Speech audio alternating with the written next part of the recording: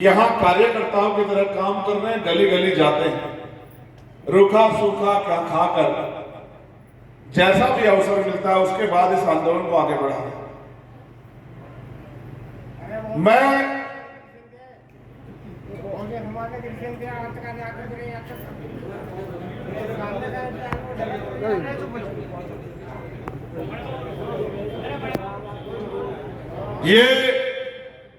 मैं सामाजिक व्यक्ति भी हूं, राजनीति में बाद में करता हूं, पहले सामाजिक हूं। मैं आपको ईमानदारी से कहता हूं, ये नशा जब तक हमारा बेड़ा गर्क नहीं करेगा तब तक ये हमें छोड़ के जाने वाला नहीं। मेरी बात को आप याद रखना, जब तक ये आपके घरों को बर्बाद नहीं करेगा तब तक ये इस देश को छोड़ के जाने वाला नहीं।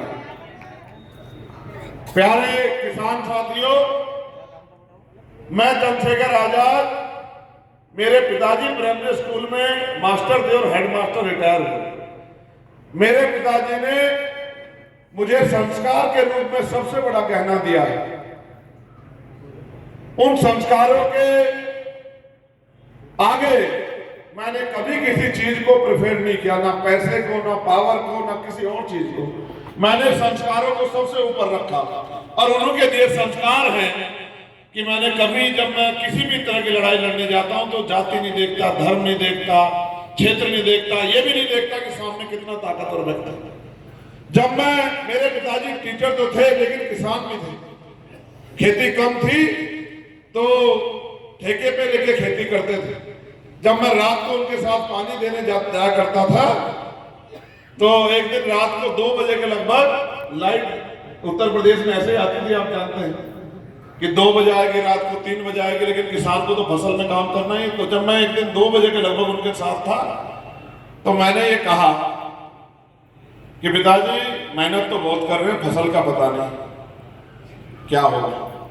तो पिताजी ने कहा भाई ये तो सच है कि भाई पहले तो हमें प्राकृतिक मार बहुत है, फसल तैयार हो, ओला पड़ जाए, अचानक से बारिश आ जाए, आंधी आ जाए, तूफान आ जाए, कोई बीमारी लग जाए फसल में, कोई कीड़ा लग जाए, समय पे जो है पानी की व्यवस्था ना हो पाए। लेकिन हमें तो प्राकृतिक मार के साथ साथ सरकारों की मार भी बहुत है, आवारा पशु। और फिर इस देश में सबसे भयानक स्थिति यह है कि हर आदमी अपने माल का रखवाला भी है और अपने माल की कीमत भी खुद तय करता है। लेकिन किसान ऐसा है जो सबका पेट भरता है, जिसके माल की कीमत भी सरकार तय करती है कि क्या मिलेगा। जितनी आमदनी लगाता है वो आमदनी भी पूरी नहीं हो पाती, इस बात का मुझे दुख है। और मैं आपको बहुत जिम्मेदारी से कह रहा हूं, कड़वी है मगर सुन लेना, किसान का बेटा हूं।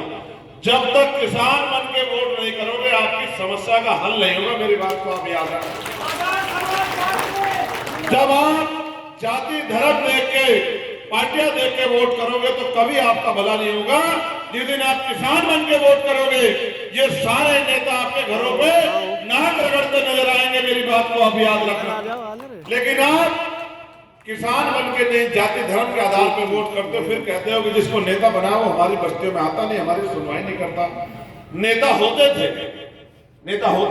अपनी बात के पक्के सच्चे नेता। चौधरी चरण सिंह जी प्रधानमंत्री बने लेकिन एक पैसे का करप्शन का कोई